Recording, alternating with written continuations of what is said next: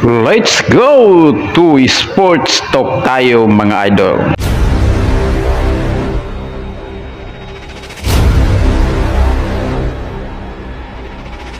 Ladies and gentlemen, please make some noise for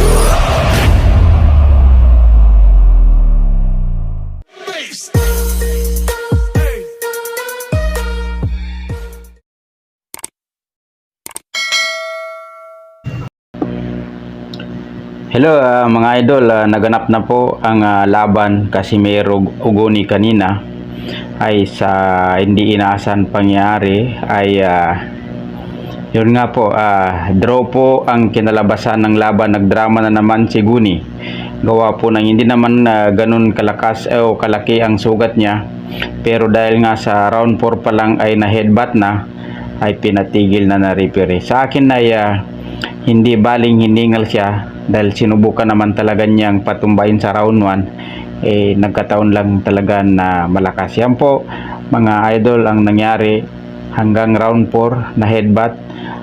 Nagdrama na naman ang Hapon, kaya alam naman natin na sa kanila yung referee, sa kanila yung decision. Kumbaga sa kuha ni 0% lang o 1% lang talaga ang butas natin, kundi patulugin ng kalaban. Yan po, chinek na po ng doktor yung sugat. Ay pag makatapal naman sila ay akala mo ay sobrang laki ang sugat niya. Kaya yan po yung sugat niya na